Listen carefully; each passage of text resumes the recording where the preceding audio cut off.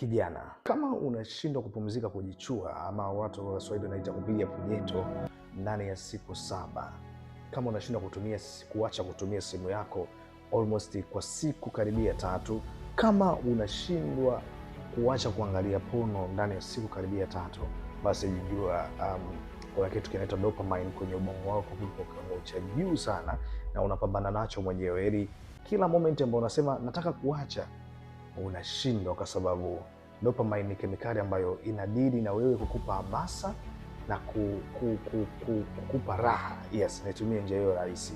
So inakumotivate, alafu inakupa pleasure. Kwa hiyo inakupa hamasa ya kukifanya kile kitu mara kwa mara, alafu pia inakupa raha. Kwa hiyo kama kitu kinakupatia raha, mwishoni kinakukumbusha kwamba you have to do it quick. Fanya hiki mara kwa mara, fanya hiki kitu kwa sababu kinakupa raha. Unaona kuna uraibu wa madawa ya kulevya na bado watu wanaendelea kutumia, hata kama watu wanahubiri vile. Wengine wanasema kama madawa ya kulevya ndio utakiwa kuonja kabisa, kwa sababu ukidumbukia tu mara moja umeshaingia moja kwa moja. Sasa kwa wale ambao ni wazee wa kujichua, wazee wa kupiga gitaa, hii inawahusu sana, kwa sababu ni moja ya addiction mbaya ambayo watu wengi inawatesa zaidi.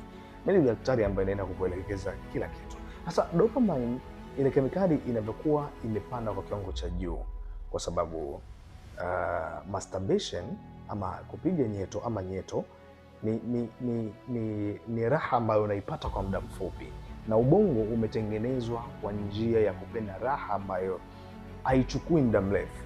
Kwa hiyo kuweza kumhangaikia binti kwa siku 3, kwa wiki mzima, kwa mwezi mzima, wakati ili tendo na uwezo kulikamilisha ndani ya dakika 5 ama dakika 2 nikakamilisha, na kitu ambacho kilikuwa kinanitesa mwilini nikawa nimekililiza ama nimekiondoa,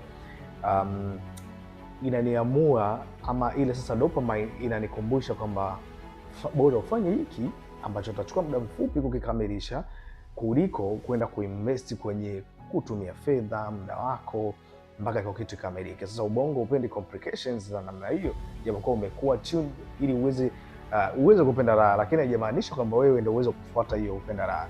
Ukifanya kazi, ukitumia zile njia ambazo ni halali, let's say ukifanya kazi, dopamine inakuwa ni ya chini, kwa sababu ubongo upendi complications. Yani inapenda vitu rahisi, kama unavyoona wale wanapenda stowaway. Kwa hiyo ubongo upo namna hiyo. Kwa kila binadamu ni mvivu, lakini akiweza kupambana na ile dopamine, anaweza kuzalisha kwa kiwango cha juu zaidi na kuweza kujituma. Kwa hiyo wewe, njia kubwa ambayo unaweza kuitumia kuweza kuquit kupiga punyeto, kuangalia video za maudhui ya ngono, hata uraibu wa simu,